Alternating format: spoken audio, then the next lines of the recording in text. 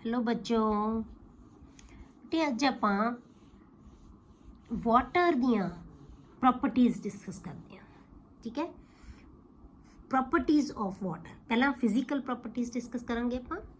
Water is colourless and tasteless liquid. ना कोई इहदा कलर हुंदा ना कोई टेस्ट हुंदा, पर जे इहदे विच कोई सॉल्ट्स जिहड़े सॉल्यूबल हुंदे आ, डिजोल्वड हुंदे आ, तो ਉਹਦਾ ਕੀ ਹੈ ਟੇਸਟ ਆ ਜਾਂਦਾ ਪਾਣੀ ਦਾ। ਇਸੇ ਕਰਕੇ ਜਿਹੜਾ ਹਾਰਡ ਵਾਟਰ ਹੈ ਉਹਦੇ ਵਿੱਚ ਜਿਹੜੇ ਆਪਾਂ ਕੱਲ ਜਿਹੜੇ ਪ੍ਰੋਪਰਟੀਜ਼ ਕੀਤੀਆਂ ਸੀ ਉਹਦੇ ਅਕੋਰਡਿੰਗ ਕਿ ਉਹਦੇ ਵਿੱਚ ਕੀ ਹੈ ਵਾਟਰ ਦਾ ਕੁਝ ਟੇਸਟ ਹੁੰਦਾ, ਇਸ ਕਰਕੇ ਬੀਵਰੇਜ ਬਣਾਉਣ ਵਾਸਤੇ ਕੀ ਹੈ ਉਸ ਵਾਟਰ ਨੂੰ ਹਾਰਡ ਵਾਟਰ ਨੂੰ ਯੂਜ਼ ਕੀਤਾ ਜਾਂਦਾ ਹੈ।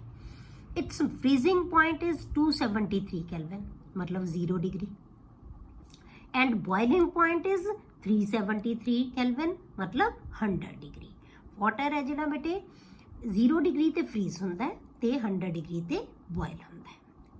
It has maximum density at 277 kelvin मतलब कि 4 डिग्री सैल्सीयस। इहदी जिहड़ी मैक्सिमम डेंसिटी है वो कित्थे हुंदी है या मिनिमम वॉल्यूम है जिहड़ा कित्थे हुंदा है 4 डिग्री सैल्सीयस ते पानी की डेंसिटी है जिहड़ी बेटी वो कितनी हुंदी है 1 ग्राम सेंटीमीटर 1 ग्राम पर सेंटीमीटर क्यूब। हुण पर सेंटीमीटर 1 ग्राम पर सेंटीमीटर क्यूब का मतलब की है कि ਆਪਾਂ ਕਹਿੰਦੇ ਕਿ ਡੈਂਸਿਟੀ ਇਜ਼ ਇਕੁਅਲ ਟੂ ਕਿਹਦੇ ਬਰਾਬਰ ਹੁੰਦੀ ਹੈ ਡੈਂਸਿਟੀ ਬੇਟੇ ਮਾਸ ਅਪੋਨ ਵੋਲਿਊਮ। ਇਹਦਾ ਮਤਲਬ ਕੀ ਹੈ ਕਿ ਵੋਲਿਊਮ ਤੇ ਮਾਸ ਕੀ ਹੈ ਇਹਦਾ ਸੇਮ ਹੋਏਗਾ। ਡੈਂਸਿਟੀ 1 ਹੈ, ਇਹਦਾ ਮਤਲਬ ਕੀ ਹੈ ਮਾਸ ਤੇ ਵੋਲਿਊਮ ਸੇਮ ਹੈ। ਜੇ ਅਸੀਂ 100 ਗ੍ਰਾਮ ਪਾਣੀ ਲਿਆ ਤਾਂ ਉਹ 100 ml ਹੀ ਹੋਏਗਾ। ਮਾਸ ਤੇ ਵੋਲਿਊਮ ਕੀ ਹੋ ਗਏ ਸੇਮ ਕਿਉਂਕਿ density is 1। Due to extensive hydrogen bonding. ਹੁਣ ਇਸੇ ਕਰਕੇ ਬੇਟੇ ਕਿਉਂਕਿ ਇਹ ਪ੍ਰੋਪਰਟੀਜ਼ ਨਾ ਆਪਾਂ ਪਹਿਲਾਂ ਤੁਹਾਨੂੰ ਕਰਵਾਤੀਆਂ ਸੀ ਇਹ ਤਾਂ ਕਿ ਤੁਹਾਨੂੰ ਇੱਥੇ ਪ੍ਰੋਪਰ ਸਮਝ ਆ ਜਾਵੇ ਕਿ ਮੈਕਸਿਮਮ ਡੈਂਸਿਟੀ ਇੱਥੇ ਹੁੰਦੀ ਹੈ। Due to extensive hydrogen bonding between water molecules the values of physical properties, ਕਿਉਂਕਿ ਇਹਦੇ ਵਿੱਚ ਹਾਈਡਰੋਜਨ ਬੌਂਡਿੰਗ ਬਹੁਤ ਜ਼ਿਆਦਾ ਹੁੰਦੀ ਹੈ ਇਸ ਕਰਕੇ ਇਹਦੀਆਂ ਫਿਜ਼ੀਕਲ ਪ੍ਰੋਪਰਟੀਜ਼ ਚੇਂਜ ਹੋ ਜਾਂਦੀਆਂ ਬੇਟੇ such as boiling point, freezing point, heat of vaporisation, heat of fusion are high in comparison to H2S and other members of group 16। ਹੁਣ ਉਹ ਹੈ ਬੇਟੇ ਉਹ ਗਰੁੱਪ 16 ਦਾ ਮੈਂਬਰ ਹੈ। ਹੁਣ H2O ਦੀਆਂ ਪ੍ਰੋਪਰਟੀਜ਼ H2S S ਕਿੱਥੇ ਆਉਂਦਾ ਆਕਸੀਜਨ ਤੋਂ ਨੀਚੇ, ਫਿਰ ਸਲਫਰ ਤੋਂ ਬਾਅਦ ਸੈਲੀਨੀਅਮ, ਜਿੰਨੇ ਵੀ ਮੈਂਬਰਸ ਇਹਦੇ ਵਿੱਚ ਆਉਣਗੇ ਇਸ ਗਰੁੱਪ ਦੇ ਵਿੱਚ ਉਹਨਾਂ ਦੀਆਂ ਪ੍ਰੋਪਰਟੀਜ਼ ਤਾਂ ਸੇਮ ਹੋਣੀਆਂ ਚਾਹੀਦੀਆਂ, ਪਰ H2O ਦੀਆਂ ਪ੍ਰੋਪਰਟੀਜ਼ H2S ਤੇ ਇਹਦੇ ਬਾਕੀ ਦੇ ਮੈਂਬਰਸ ਨਾਲੋਂ ਬਹੁਤ ਜ਼ਿਆਦਾ ਡਿਫਰੈਂਟ ਹੁੰਦੀਆਂ। ਜਿਵੇਂ ਆਪਾਂ ਕਹਿੰਦੇ ਆ ਕਿ H2O ਹੈ ਉਹ ਤਾਂ ਲਿਕੁਇਡ ਹੈ ਪਰ H2S ਕੀ ਹੁੰਦੀ ਹੈ ਬੇਟੇ ਗੈਸ।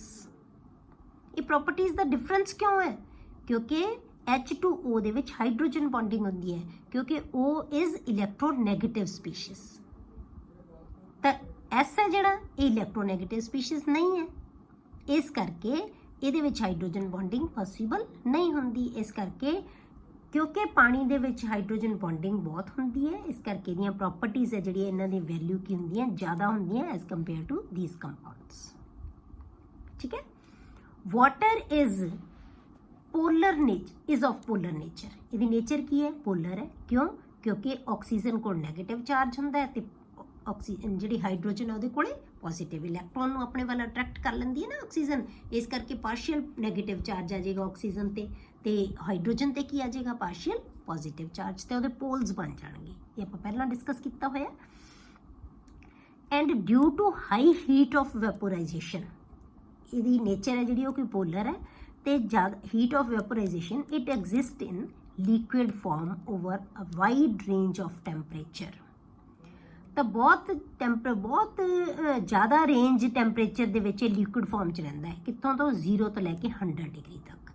ਮਤਲਬ ਇੰਨਾ ਟੈਂਪਰੇਚਰ ਵਧਾਈ ਚੱਲੋ ਜਿੰਨਾ ਮਰਜ਼ੀ ਤੁਸੀਂ ਉਹ ਲਿਕੁਇਡ ਹੀ ਰਹੇਗਾ। ਮਤਲਬ ਇੰਨੀ ਰੇਂਜ ਹੈ ਇਹਦੀ, ਇੰਨੇ ਰੇਂਜ ਦੇ ਟੈਂਪਰੇਚਰ ਦੇ ਵਿੱਚ ਇਹ ਹਮੇਸ਼ਾ ਕੀ ਰਹੇਗਾ ਲਿਕੁਇਡ ਫਾਰਮ ਦੇ ਵਿੱਚ ਹੀ ਰਹੇਗਾ। ਠੀਕ ਹੈ, most of the substances are soluble in water. ਬਹੁਤ ਸਾਰੀਆਂ ਸਬਸਟੈਂਸਿਸ ਹੈ ਜਿਹੜੀਆਂ ਵੱਡੇ ਪਾਣੀ ਦੇ ਵਿੱਚ ਸੋਲੂਬਲ ਹੁੰਦੀਆਂ। ਇਸੇ ਕਰਕੇ ਅਸੀਂ ਵਾਟਰ ਨੂੰ ਐਕਸੀਲੈਂਟ ਸੋਲਵੈਂਟ ਮੰਨਦੇ ਹਾਂ ਜਿਹਨੂੰ ਅਸੀਂ ਯੂਨੀਵਰਸਲ ਸੋਲਵੈਂਟ ਵੀ ਕਹਿੰਦੇ ਹਾਂ। Therefore water is regarded as an excellent solvent and is quite often known as universal solvent। मतलब कि ये बहुत ज़्यादा चीज़ां ਜਿਹੜੀਆਂ ਪਾਣੀ ਦੇ ਵਿੱਚ ਘੁਲ ਜਾਂਦੀਆਂ, ਇਸ ਕਰਕੇ ਇਹਨੂੰ ਅਸੀਂ universal solvent ਕਹਿ ਦਿੰਦੇ ਹਾਂ। Water has higher specific heat, thermal conductivity, surface tension, dipole moment and dielectric constant। ਇਹਨਾਂ ਦੀਆਂ ਸਾਰੀਆਂ ਪ੍ਰੋਪਰਟੀਜ਼ ਦੀ ਵੈਲਿਊ ਹੈ ਕੀ ਹੁੰਦੀ ਹੈ, ਹਾਈ ਹੁੰਦੀ ਹੈ ਇਹਨਾਂ ਦੀ ਇਨ ਕੰਪੈਰੀਜ਼ਨ ਟੂ ਅਦਰ ਲਿਕੁਇਡਸ। ਬਾਕੀ ਲਿਕੁਇਡਸ ਨਾਲੋਂ ਇਹਨਾਂ ਦੀਆਂ ਜਿਹੜੀਆਂ ਇਹ ਵੈਲਿਊਜ਼ ਹੈ, ਇਹਨਾਂ ਦੀ ਵੈਲਿਊ ਹਾਈ ਹੁੰਦੀ ਹੈ। It is responsible for maintaining the body temperature of living beings. ਮਤਲਬ ਸਾਡੀ ਜਿਹੜੀ ਬੋਡੀ ਹੈ ਉਹਦੇ ਟੈਂਪਰੇਚਰ ਨੂੰ ਮੇਨਟੇਨ ਕਰਨ ਦੇ ਵਿੱਚ ਜਿਹੜਾ ਵਾਟਰ ਹੈ ਉਹ ਬਹੁਤ ਹੈਲਪਫੁਲ ਹੁੰਦਾ ਹੈ। And also for moderating climate. ਤਾਂ ਕਲਾਈਮੇਟ ਦਾ ਨੂੰ ਜਿਹੜਾ ਇਨਵਾਇਰਮੈਂਟ ਦੇ ਵਿੱਚ ਵੀ ਬੈਲੈਂਸ ਬਣਾਉਣ ਦੇ ਵਿੱਚ ਵੀ ਵਾਟਰ ਦਾ ਬਹੁਤ ਯੋਗਦਾਨ ਹੁੰਦਾ ਹੈ। ਠੀਕ ਹੈ, ਨੈਕਸਟ ਹੈ ਬੇਟੇ ਇਹਨਾਂ ਦੀਆਂ ਕੈਮੀਕਲ ਪ੍ਰੋਪਰਟੀਜ਼। ਕੈਮੀਕਲ ਪ੍ਰੋਪਰਟੀਜ਼ ਕੀ ਹੈ ਕਿ ਕਿਵੇਂ ਰਿਐਕਟ ਕਰਦਾ ਹੈ, ਕੀ ਇਹਦੀ ਨੇਚਰ ਹੈ। Water react with large number of substances. ਮਤਲਬ ਬਹੁਤ ਸਾਰੀਆਂ ਸਬਸਟੈਂਸਿਸ ਦੇ ਨਾਲ ਜਿਹੜਾ ਵਾਟਰ ਹੈ ਉਹ ਰਿਐਕਟ ਕਰ ਸਕਦਾ ਹੈ। Important reactions are as given. ਸਭ ਤੋਂ ਪਹਿਲਾਂ ਆਪਾਂ ਇਹਦੀ ਨੇਚਰ ਲੈਂਦੇ ਹਾਂ, ਐਮਫੋਟੈਰਿਕ ਨੇਚਰ। ਐਮਫੋਟੈਰਿਕ ਦਾ ਮਤਲਬ ਕੀ ਹੁੰਦਾ ਬੇਟੇ, ਉਹ ਸਬਸਟੈਂਸ ਜਿਹਦੇ ਵਿੱਚ ਐਸਿਡਿਕ ਤੇ ਬੇਸਿਕ ਕਰੈਕਟਰ ਦੋਨੋਂ ਹੋਣ। ਮਤਲਬ ਐਸਿਡ ਦੇ ਕਰੈਕਟਰ ਵੀ ਇਹਦੇ 'ਚ ਹੋਣਗੇ ਤੇ ਬੇਸ ਦੇ ਕਰੈਕਟਰ ਵੀ ਇਹਦੇ 'ਚ ਹੋਣਗੇ। ਇਸੇ ਕਰਕੇ ਇਸ ਸਪੀਸ਼ੀਜ਼ ਨੂੰ ਅਸੀਂ ਕਹਿੰਦੇ ਹਾਂ ਐਮਫੋਟੈਰਿਕ। According to Lowry Bronsted concept. ਹੁਣ ਇਹ ਲੋਰੀ ਬ੍ਰੌਨਸਟੈਡ ਕਨਸੈਪਟ ਨੂੰ ਬੇਟੇ ਆਪਾਂ ਜਦੋਂ ਇਕੁਇਲਿਬ੍ਰੀਅਮ ਚੈਪਟਰ ਪੜਾਂਗੇ ਨਾ, ਉੱਥੇ ਬਹੁਤ ਡਿਟੇਲ 'ਚ ਇਹਨੂੰ ਚੈਪਟਰ ਨੂੰ ਆਪਾਂ ਪੜ੍ਹਨਾ, ਇਸ ਚੀਜ਼ ਨੂੰ ਆਪਾਂ ਪੜਾਂਗੇ ਉੱਥੇ। ਹੁਣ ਤੁਸੀਂ ਬਸ ਥੋੜ੍ਹਾ ਜਿਹਾ ਤੁਹਾਨੂੰ ਜੋ ਇਹਦੇ ਵਿੱਚ ਆਉਂਦਾ ਉਨਾ ਕੀ ਸਮਝ ਲਓ, ਅਦਰਵਾਈਜ਼ ਇਹ ਉੱਥੇ ਪ੍ਰੋਪਰ ਕਨਸੈਪਟ ਹੈ ਪੂਰਾ ਲੋਰੀ ਬ੍ਰੌਨਸਟੈਡ ਕਨਸੈਪਟ ਆਪਾਂ ਡਿਸਕਸ ਕਰਨਾ ਉਹਦੇ ਵਿੱਚ। According to Lowry Bronsted concept water is amphoteric. Water ਹੈ ਜਿਹੜਾ ਐਮਫੋਟੈਰਿਕ ਹੈ, that is it can act both as an acid as well as a base. ਕਿਉਂਕਿ ਇਹ ਦੋਨੋਂ ਦੀ ਤਰ੍ਹਾਂ ਬਿਹੇਵ ਕਰ ਸਕਦਾ ਹੈ, ਐਸਿਡ ਦੀ ਤਰ੍ਹਾਂ ਵੀ ਬਿਹੇਵ ਕਰੇਗਾ ਤੇ ਬੇਸ ਦੀ ਤਰ੍ਹਾਂ ਵੀ ਬਿਹੇਵ ਕਰੇਗਾ। ਇਸ ਕਰਕੇ ਆਪਾਂ ਇਹਨੂੰ ਕਹਿੰਦੇ ਹਾਂ ਐਮਫੋਟੈਰਿਕ। ਹੁਣ ਆਪਾਂ ਇਹਦੀਆਂ ਐਗਜ਼ਾਮਪਲ ਲੈਂਦੇ ਹਾਂ ਕਿ ਕਿਵੇਂ ਐਸਿਡ ਹੈ ਕਿਵੇਂ ਬੇਸ ਹੈ। ਆਪਾਂ ਲੈ ਲਿਆ ਵਾਟਰ ਪਲੱਸ ਅਮੋਨੀਆ। ਅਮੋਨੀਆ ਕੀ ਹੈ ਬੇਟੇ, ਬੇਸ ਹੈ, ਸਾਨੂੰ ਪਤਾ ਹੈ ਕਿ ਬੇਸ ਹੈ। ਜੇ ਇਹ ਬੇਸ ਨਾਲ ਰਿਐਕਟ ਕਰ ਲਿਆ ਤਾਂ ਉਦੋਂ ਕੀ ਹੈ, ਇਹਦਾ ਕਰੈਕਟਰ ਕੀ ਹੈ, ਐਸਿਡਿਕ। ਤਾਂ ਉਦੋਂ ਐਸਿਡ ਦੀ ਤਰ੍ਹਾਂ ਬਿਹੇਵ ਕਰੇਗਾ ਜਦੋਂ ਬੇਸ ਨਾਲ ਰਿਐਕਟ ਕਰੇਗਾ। ਤਾਂ ਇਹ ਕੀ ਕਰੇਗਾ, ਆਪਾਂ ਲੋਰੀ ਬ੍ਰੌਨਸਟੈਡ ਕਨਸੈਪਟ ਦੇ ਅਕੋਰਡਿੰਗ ਆਪਾਂ ਐਸਿਡ ਬੇਟੇ ਉਹ ਚੀਜ਼ ਨੂੰ ਕਹਿੰਦੇ ਆ ਜਿਹੜੀ ਸਪੀਸ਼ੀਜ਼ H ਆਇਨ ਰਿਲੀਜ਼ ਕਰ ਸਕਦੀ ਹੋਵੇ, H ਆਇਨ ਛੱਡ ਸਕਦੀ ਹੋਵੇ। ਤਾਂ ਇਹਦਾ ਮਤਲਬ ਇਹ H ਆਇਨ ਛੱਡ ਸਕਦਾ ਹੈ ਤਾਂ ਇਹਨੂੰ ਦੇ ਦੇਗਾ। ਇਹ H ਆਇਨ ਜਦੋਂ ਰਿਲੀਜ਼ ਕਰ ਦੇਗਾ ਤਾਂ ਕੀ ਰਹਿ ਗਿਆ, OH ਨੈਗੇਟਿਵ ਰਹਿ ਗਿਆ। H ਪੋਜ਼ਿਟਿਵ ਕੱਢਤਾ ਨਾ ਇਹਦੇ ਚੋਂ, ਇੱਕ H ਪੋਜ਼ਿਟਿਵ ਕੱਢਤਾ ਤਾਂ ਕੀ ਰਹਿ ਗਿਆ, OH ਨੈਗੇਟਿਵ। ਤੇ ਇਹਨੇ H ਆਇਨ ਗੇਨ ਕਰ ਲਿਆ, ਇਹ ਆ ਗਿਆ NH4 ਪੋਜ਼ਿਟਿਵ, ਇੱਕ ਪੋਜ਼ਿਟਿਵ। ਇਹਨੇ ਇਹ ਜਿਹੜਾ ਹੈਗਾ, ਜਿਵੇਂ ਆਪਾਂ ਲੈਂਦੇ ਹਾਂ ਕਿ ਵਾਟਰ ਦੇ ਵਿੱਚ ਆਪਾਂ ਕਿਵੇਂ ਇਹਨੂੰ ਤੋੜ ਸਕਦੇ ਹਾਂ। ਜਿਵੇਂ ਆਪਾਂ ਆ H ਹੈ ਤੁਹਾਡੇ ਕੋਲੇ, ਇਹ O ਹੈ ਤੇ ਇਹ H ਹੈ। ਇਹ ਇਲੈਕਟ੍ਰੋਨ ਆਕਸੀਜਨ ਨੇ ਆਪਣੇ ਵੱਲ ਖਿੱਚ ਲਿਆ, ਇਹ ਆ ਗਿਆ OH। ਤਾਂ ਕੀ ਬਣ ਜਾਏਗਾ, H ਦੇ ਕੋਲ ਕੀ ਰਹਿ ਗਿਆ, ਪੋਜ਼ਿਟਿਵ ਚਾਰਜ, ਕਿਉਂਕਿ ਕੋਈ ਇਲੈਕਟ੍ਰੋਨ ਨਹੀਂ ਰਿਹਾ। ਪਲੱਸ ਕੀ ਬਣ ਗਿਆ, OH ਦੇ ਉੱਤੇ ਕੀ ਆ ਗਿਆ, ਨੈਗੇਟਿਵ ਚਾਰਜ। ਇੱਦਾਂ ਬਣ ਜਾਂਦਾ ਹੈ। ਇਹ ਪੋਜ਼ਿਟਿਵ H ਆਇਨ ਕਿਹਨੂੰ ਮਿਲ ਜਾਏਗਾ ਬੇਟੇ, NH3 ਨੂੰ। ਇਹਦੇ ਕੋਲੇ ਕਿਉਂਕਿ ਲੋਨ ਪੇਅਰ ਹੈ, ਇਹਦੇ ਨਾਲ ਅਟੈਚ ਹੋ ਜਾਏਗਾ, ਕੋਆਰਡੀਨੇਟ ਬੌਂਡ ਬਣਾ ਲੇਗਾ। ਤਾਂ ਇਹ NH4 ਪੋਜ਼ਿਟਿਵ ਬਣ ਜਾਏਗਾ। ਜਦੋਂ ਇਹਦੇ ਉੱਤੇ ਅਟੈਕ ਕਰ ਦੇਗਾ ਤਾਂ ਇਹ ਕੀ ਬਣਾ ਲੇਗਾ, NH4 ਪੋਜ਼ਿਟਿਵ। ਠੀਕ ਹੈ, ਤਾਂ ਇੱਦਾਂ ਇਹ ਰਿਐਕਟ ਕਰ ਸਕਦਾ ਹੈ। ਤਾਂ ਇਹਨੂੰ ਅਸੀਂ ਕੀ ਕਹਿੰਦੇ ਹਾਂ ਬੇਟੇ, ਕਿ ਇਹ ਐਸਿਡ ਨੇਚਰ ਹੋ ਗਈ ਇਹਦੀ। ਹੁਣ ਆਪਾਂ ਬੇਸਿਕ ਨੇਚਰ ਦੇਖਦੇ ਹਾਂ। ਜਦੋਂ ਇਹ ਐਸਿਡ ਨਾਲ ਰਿਐਕਟ ਕਰ ਰਿਹਾ ਹੈ ਤਾਂ ਇਹਦਾ ਮਤਲਬ ਇਹ ਬੇਸ ਹੈ। ਹੁਣ ਇਹ ਐਸਿਡ ਹੈ, HNO3 ਐਸਿਡ ਹੈ, ਸਾਨੂੰ ਪਤਾ HNO3 ਐਸਿਡ ਹੈ, ਤਾਂ ਇਹ ਬੇਸ ਦਾ ਕੰਮ ਕਰਦਾ ਹੈ। ਬ੍ਰੌਨਸਟੈਡ ਲੋਰੀ ਕਨਸੈਪਟ ਦੇ ਅਕੋਰਡਿੰਗ ਬੇਸ ਉਹ ਚੀਜ਼ ਹੁੰਦੀ ਹੈ ਬੇਟੇ ਜਿਹੜੀ H ਆਇਨ ਨੂੰ ਜਾਂ ਪ੍ਰੋਟੋਨ ਨੂੰ ਰਿਸੀਵ ਕਰ ਸਕਦੀ ਹੈ। ਇਹਦਾ ਮਤਲਬ ਇਹ H ਆਇਨ ਨੂੰ ਗੇਨ ਕਰ ਸਕਦਾ ਹੈ। ਤੇ ਜਦੋਂ ਇਹ H ਆਇਨ ਛੱਡ ਸਕਦਾ ਹੁੰਦਾ ਹੈ, ਕਿਉਂਕਿ ਐਸਿਡ ਉਹ ਸਪੀਸ਼ੀਜ਼ ਹੁੰਦੀ ਹੈ ਜਿਹੜੀ H ਆਇਨ ਛੱਡ ਸਕਦੀ ਹੈ।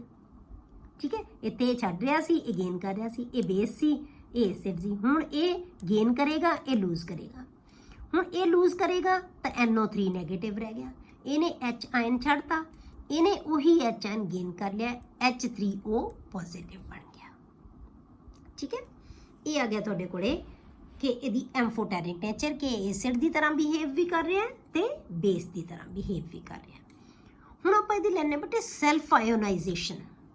ਸੈਲਫ ਆਇਓਨਾਈਜੇਸ਼ਨ ਦਾ ਮਤਲਬ ਵਾਟਰ ਮੋਲੀਕਿਊਲ ਹੀ ਵਾਟਰ ਮੋਲੀਕਿਊਲ ਨਾਲ ਰਿਐਕਟ ਕਰ ਲਵੇ। ਇੱਕ ਮੋਲੀਕਿਊਲ ਐਸਿਡ ਦਾ ਕੰਮ ਕਰੇਗਾ, ਦੂਜਾ ਮੋਲੀਕਿਊਲ ਬੇਸ ਦਾ ਕੰਮ ਕਰੇਗਾ। ਉਹਨੂੰ ਅਸੀਂ ਆਟੋਪ੍ਰੋਟੋਲਿਸਿਸ ਕਹਿੰਦੇ ਹਾਂ। ਆਟੋਪ੍ਰੋਟੋਲਿਸਿਸ ਮਤਲਬ proton the transfer, ਪ੍ਰੋਟੋਲਿਸਿਸ ਆਟੋਪ੍ਰੋਟੋਲਿਸਿਸ of water, ਜਾਂ ਇਹਨੂੰ ਸੈਲਫ ਆਇਓਨਾਈਜੇਸ਼ਨ ਕਹਿ ਦਿੰਦੇ ਹਾਂ। ਤਾਂ ਹੁਣ ਆਪਾਂ ਇੱਕ ਨੂੰ ਮੰਨ ਲਓ ਐਸਿਡ ਤੇ ਦੂਜੇ ਨੂੰ ਮੰਨ ਲਓ ਬੇਸ।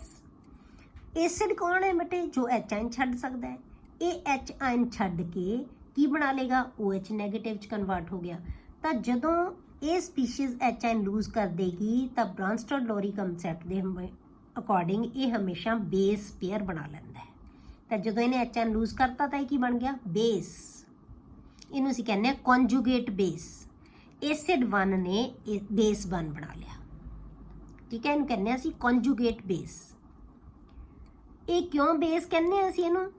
ਕਿਉਂਕਿ OH ਦੀ ਟੈਂਡੈਂਸੀ ਹੈ ਕਿ ਉਹ ਐਚ ਆਇਨ ਰਿਸੀਵ ਕਰ ਸਕਦਾ ਹੈ।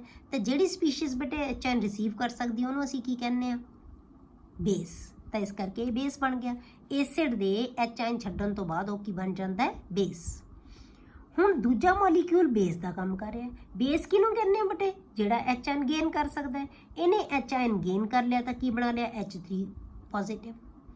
ਹੁਣ ਕਿਉਂਕਿ H3 ਪੋਜ਼ਿਟਿਵ ਕੀ ਕਰ ਸਕਦਾ ਹੈ? ਐਚ ਆਇਨ ਨੂੰ ਲੂਜ਼ ਕਰ ਸਕਦਾ ਹੈ। ਲੂਜ਼ ਕਰਕੇ ਕੀ ਬਣਾਏਗਾ? ਵਾਟਰ। ਤਾਂ ਜਿਹੜੇ ਲੂਜ਼ ਕਰ ਸਕਦੇ ਉਹਨੂੰ ਕੀ ਕਹਿੰਦੇ ਆ ਅਸੀਂ? ਐਸਿਡ। ਤਾਂ ਇਹਨੂੰ ਅਸੀਂ ਕਵਾਂਗੇ ਕੰਜੂਗੇਟ ਐਸਿਡ।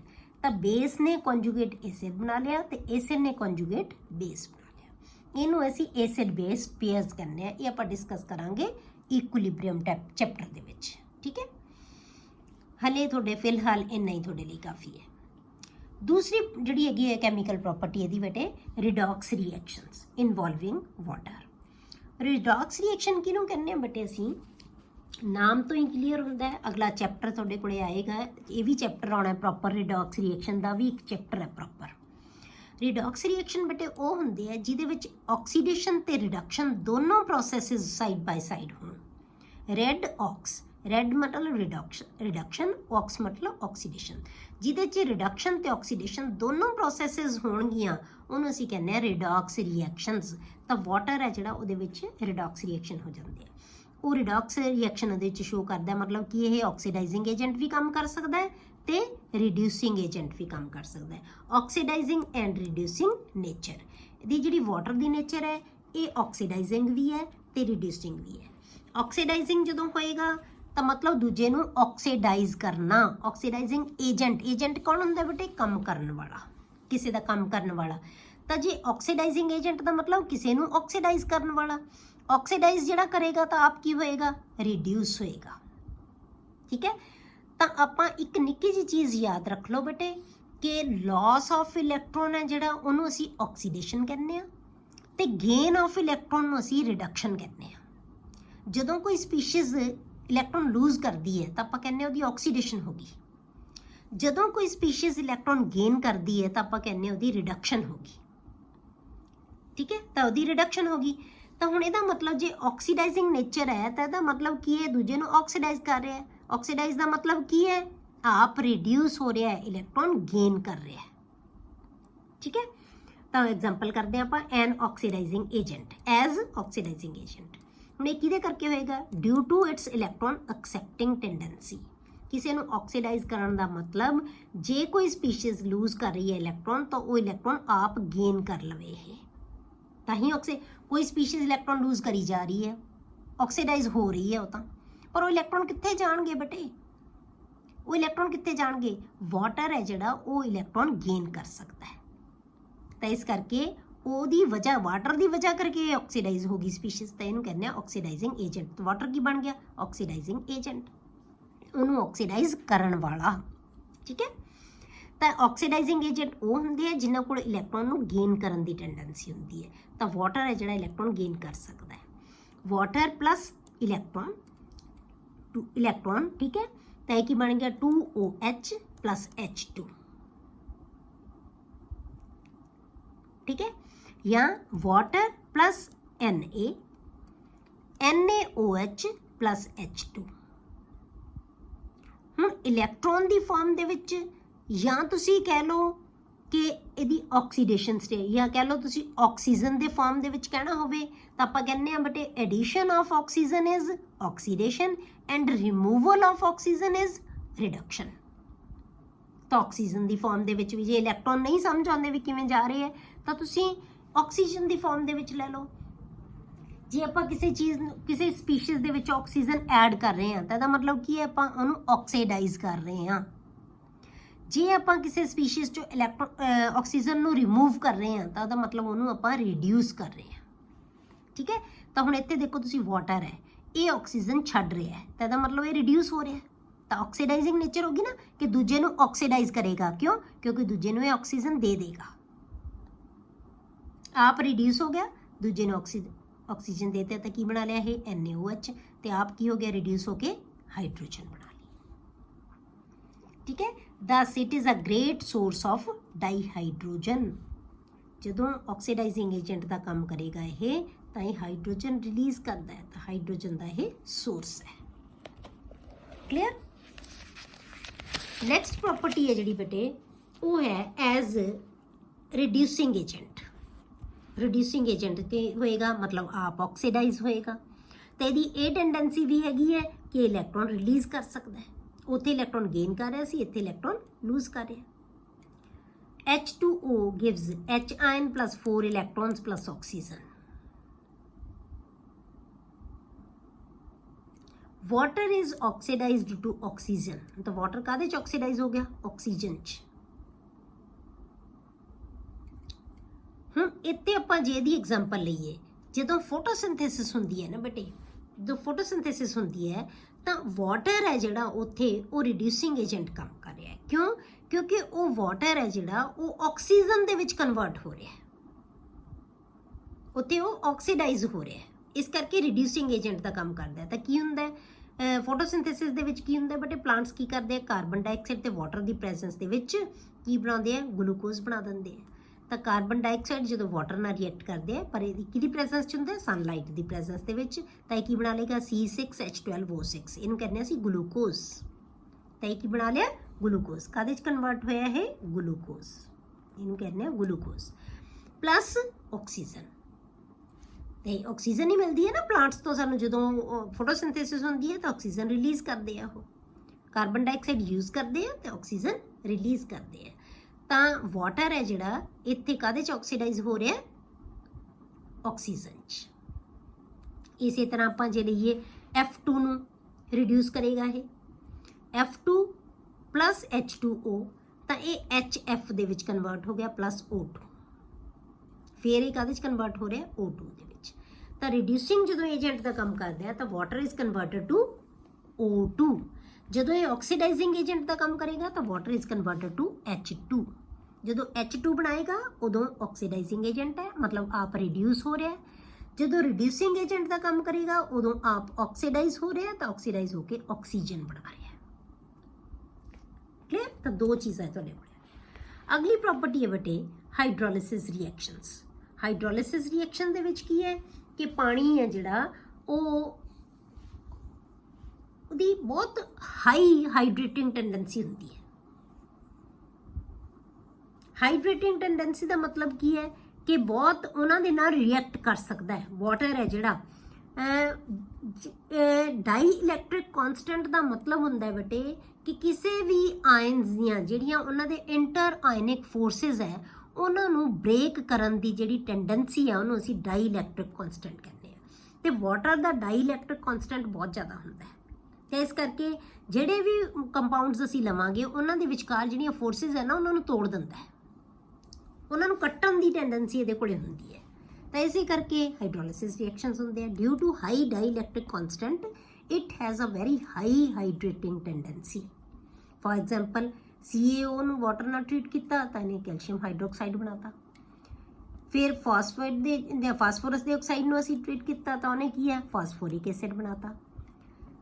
SiCl4 ਨੂੰ ਅਸੀਂ ਵਾਟਰ ਨਾਲ ਟ੍ਰੀਟ ਕੀਤਾ, ਸਾਰੇ Cl ਨੂੰ ਉਹਨੇ OH ਦੇ ਵਿੱਚ ਕਨਵਰਟ ਕਰਕੇ SiO2 ਬਣਾਤਾ। ਠੀਕ ਹੈ, ਹਾਈਡਰੋਲਿਸਿਸ ਹੋ ਜਾਂਦੀ ਹੈ ਉਹਦੀ।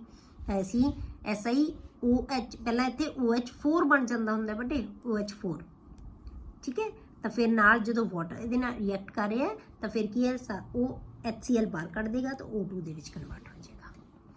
ਫਿਰ ਨਾਈਟਰਾਈਡ ਹੈ ਜਿਹੜਾ, ਉਹਨੂੰ ਵੀ ਹਾਈਡਰੋਕਸਾਈਡ ਦੇ ਵਿੱਚ ਕਨਵਰਟ ਕਰਦੇ, ਮਤਲਬ ਕੀ ਹੈ, ਉਹਦੇ ਆਕਸਾਈਡਸ ਨੂੰ, ਉਹਦੇ ਕਲੋਰਾਈਡਸ ਨੂੰ, ਉਹਦੇ ਨਾਈਟਰਾਈਡਸ ਨੂੰ, ਫਾਸਫੇਟਸ ਨੂੰ, ਬਹੁਤ ਤਰ੍ਹਾਂ ਦੇ ਕੰਪਾਊਂਡਸ ਨੂੰ, ਸਾਰਿਆਂ ਦੇ ਨਾਲ ਹੀ ਵਾਟਰ ਰਿਐਕਟ ਕਰਕੇ ਕੀ ਹੈ, ਉਹਨਾਂ ਦੇ ਆਕਸਾਈਡ ਜਾਂ ਹਾਈਡਰੋਕਸਾਈਡਸ ਦੇ ਵਿੱਚ ਉਹਨਾਂ ਨੂੰ ਕਨਵਰਟ ਕਰ ਦਿੰਦਾ ਹੈ, ਠੀਕ ਹੈ। ਤਾਂ ਇਹ ਆ ਗਿਆ ਹਾਈਡਰੋਲਿਸਿਸ ਰਿਐਕਸ਼ਨ, ਮਤਲਬ ਵਾਟਰ ਦਾ ਰਿਐਕਸ਼ਨ ਅਲੱਗ-ਅਲੱਗ ਕੰਪਾਊਂਡਸ ਦੇ ਨਾਲ।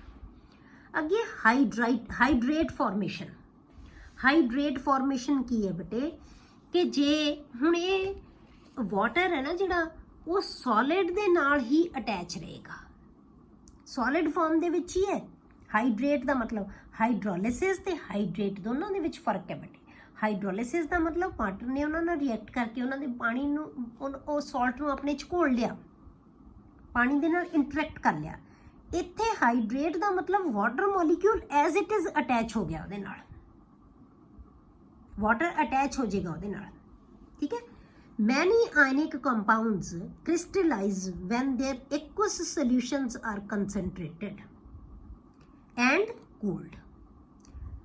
ਬਹੁਤ ਸਾਰੇ ਆਇਨਿਕ ਕੰਪਾਊਂਡ ਹੈ ਨਾ, ਜਦੋਂ ਉਹ ਕ੍ਰਿਸਟਲਾਈਜ਼ ਕਰਦੇ ਆ ਆਪਾਂ ਉਹਨਾਂ ਦੀ ਐਕੁਅਸ ਸੋਲਿਊਸ਼ਨ ਨੂੰ, ਬਹੁਤ ਕੰਸਨਟ੍ਰੇਟਡ ਸੋਲਿਊਸ਼ਨ ਨੂੰ, ਉਹਦੇ ਨੂੰ ਆਪਾਂ ਜਦੋਂ ਕੂਲ ਕਰ ਲੈਂਦੇ, ਪਹਿਲਾਂ ਕੰਸਨਟ੍ਰੇਟਡ ਸੋਲਿਊਸ਼ਨ ਬਣਾਉਂਦੇ, ਫਿਰ ਉਹਨੂੰ ਕੂਲ ਕਰ ਦਿੰਦੇ ਆ ਤਾਂ ਕ੍ਰਿਸਟਲਾਈਜ਼ ਹੋ ਜਾਂਦੇ ਆ।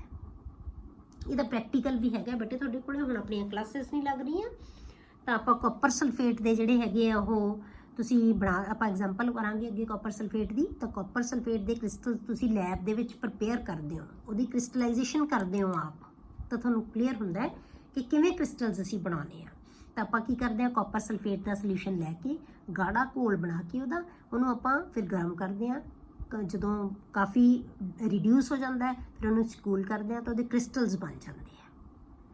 ਤਾਂ ਇਵੇਂ ਅਸੀਂ ਜਦੋਂ ਕ੍ਰਿਸਟਲ ਬਣਾਉਂਦੇ ਆ ਨਾ ਸਾਲਟ ਦੇ ਵਿੱਚ, ਇੱਕ ਐਨਹਾਈਡਰਸ ਸਾਲਟ ਨੂੰ ਅਸੀਂ ਉਹਦੇ ਹਾਈਡਰੇਟਡ ਸਾਲਟ ਦੇ ਵਿੱਚ ਕਨਵਰਟ ਕਰ ਸਕਦੇ ਹਾਂ, ਮਤਲਬ ਕਿ ਉਹਦੇ ਨਾਲ ਵਾਟਰ ਮੋਲੀਕਿਊਲਸ ਅਟੈਚ ਹੋ ਜਾਣਗੇ ਪਰ ਬਣੇਗਾ ਫਿਰ ਵੀ ਸੋਲਿਡ ਹੀ ਉਹ। ਜਦੋਂ ਕ੍ਰਿਸਟਲ ਬਣ ਗਿਆ ਤਾਂ ਫਿਰ ਕੀ ਹੈ, ਸੋਲਿਡ ਫਾਰਮ 'ਚ ਫੇਰ ਆ ਗਿਆ, ਪਰ ਐਨਹਾਈਡਰਸ ਸਾਲਟ ਕਾਹਦੇ 'ਚ ਕਨਵਰਟ ਹੋ ਜਾਏਗਾ, ਹਾਈਡਰੇਟ। ਕੁਛ ਵਾਟਰ ਮੋਲੀਕਿਊਲ ਉਹਦੇ ਨਾਲ ਅਟੈਚ ਹੋ ਜਾਣਗੇ, ਲਿਕੁਇਡ ਨਹੀਂ ਬਣਾਉਣਗੇ, ਉਹਨੂੰ ਬਣੇਗਾ ਸੋਲਿਡ ਹੀ।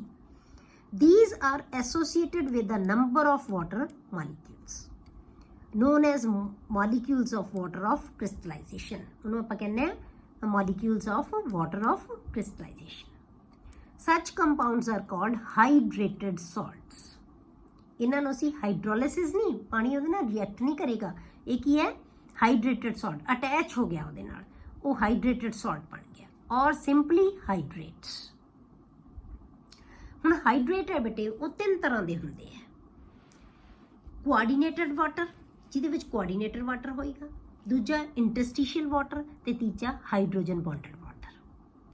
ਕੋਆਰਡੀਨੇਟਡ ਵਾਟਰ ਦਾ ਮਤਲਬ ਕੀ ਹੈ, ਜਦੋਂ ਇਹਦੇ ਨਾਲ ਕੰਪਲੈਕਸ ਬਣਾ ਲਏ water molecule, CrH2O6 6 water molecule ਨੇ ਇਹਦੇ ਨਾਲ ਕੋਆਰਡੀਨੇਟ ਬੌਂਡ ਬਣਾ ਲਏ। ਕੋਆਰਡੀਨੇਟ ਬੌਂਡ ਬਣਾ ਸਮਝਦੇ ਹੋ ਨਾ, ਕਿ ਇੱਕ ਦੇ ਸਪੀਸ਼ੀਜ਼ ਕੋਲ ਖਾਲੀ ਆਰਬਿਟਲ ਹੋਣ, ਦੂਜੇ ਕੋਲ ਭਰੇ ਹੋਏ ਹੋਣ, ਤੇ ਆਪਦੇ ਦੋਨੋਂ ਇਲੈਕਟ੍ਰੋਨ ਲੈ ਕੇ ਉਹਦੇ ਨਾਲ ਸ਼ੇਅਰ ਕਰ ਲਵੇ ਤਾਂ ਉਹਨੂੰ ਅਸੀਂ ਕਹਿੰਦੇ ਹਾਂ ਕੋਆਰਡੀਨੇਟ ਬੌਂਡ। ਤਾਂ ਇਹਨਾਂ ਨੂੰ ਅਸੀਂ ਕੋਆਰਡੀਨੇਟਡ ਕੰਪਲੈਕਸਿਸ ਕਹਿੰਦੇ ਹਾਂ। ਇਹ ਵੀ ਇੱਕ ਅਲੱਗ ਕਿਸਮ ਦੇ ਕੰਪਾਊਂਡ ਹੁੰਦੇ, ਬਟ ਮੈਂ ਤੁਹਾਨੂੰ ਪਹਿਲਾਂ ਵੀ ਦੱਸਿਆ ਸੀ ਇਹ ਚੀਜ਼, ਪਹਿਲਾਂ ਵੀ ਆਇਆ ਸੀ ਇਹ ਚੀਜ਼, ਕੰਪਲੈਕਸ ਕੰਪਾਊਂਡ। ਇਹ ਇੱਕ ਅਲੱਗ ਟਾਈਪ ਦੇ ਕੰਪਾਊਂਡਸ ਹੁੰਦੇ ਆ, ਜਿਹੜਾ ਕਿ ਆਪਾਂ +2 ਦੇ ਵਿੱਚ ਕੋਆਰਡੀਨੇਸ਼ਨ ਕੰਪਲੈਕਸਿਸ ਚੈਪਟਰ ਦੇ ਵਿੱਚ ਇਹਨਾਂ ਨੂੰ ਅਸੀਂ ਡਿਸਕਸ ਕਰਾਂਗੇ, ਠੀਕ ਹੈ। ਤਾਂ ਕਿਉਂਕਿ ਇਹਦੇ ਕੋਲੇ ਕੋਈ ਚਾਰਜ ਨਹੀਂ ਹੁੰਦਾ, ਜਿੰਨਾ ਚਾਰਜ ਹੈ ਉਹ ਸਾਰਾ ਬਾਹਰ ਇਹਦਾ ਆ ਜਾਏਗਾ, 3 ਪੋਜ਼ਿਟਿਵ ਤੇ 3 ਨੈਗੇਟਿਵ, ਇਹਨੂੰ ਬੈਲੈਂਸ ਕਰਨ ਲਈ ਨਾਲ 3 Cl ਨੈਗੇਟਿਵ ਹੈ। ਇਹ ਵਾਟਰ ਨੇ ਕੋਆਰਡੀਨੇਟ ਕੰਪਾਊਂਡ ਬਣਾ ਲਿਆ, ਤਾਂ ਪਹਿਲੀ ਫਾਰਮ ਦੇ ਵਿੱਚ ਆ ਗਿਆ, ਹਾਈਡਰੇਟ ਹੀ ਹੈ ਨਾ, ਇਹ ਅਟੈਚ ਹੋਇਆ ਵਾਟਰ ਇਹਦੇ ਨਾਲ। ਦੂਜਾ ਇੰਟਰਸਟੀਸ਼ੀਅਲ ਵਾਟਰ।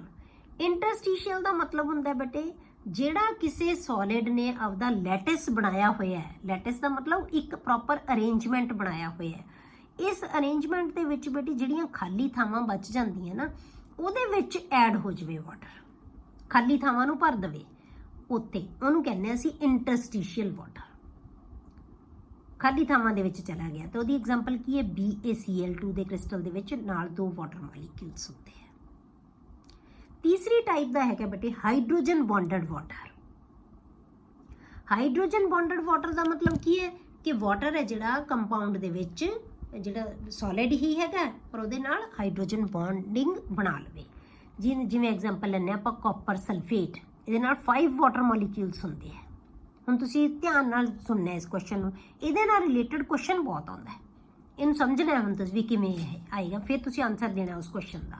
ਤੁਹਾਡੀ ਅਸਾਈਨਮੈਂਟ ਦੇ ਵਿੱਚ ਵੀ ਕੁਐਸਚਨ ਹੈਗਾ ਇਹ। ਹਾਈਡਰੋਜਨ ਬੌਂਡਡ ਵਾਟਰ ਦੇ ਵਿੱਚ ਕੀ ਹੁੰਦਾ, ਕਾਪਰ ਸਲਫੇਟ ਲੈ ਲਿਆ ਆਪਾਂ, ਇਹਨੂੰ ਅਸੀਂ ਬਲੂ ਵਿਟਰੀਓਲ ਵੀ ਕਹਿੰਦੇ ਹਾਂ।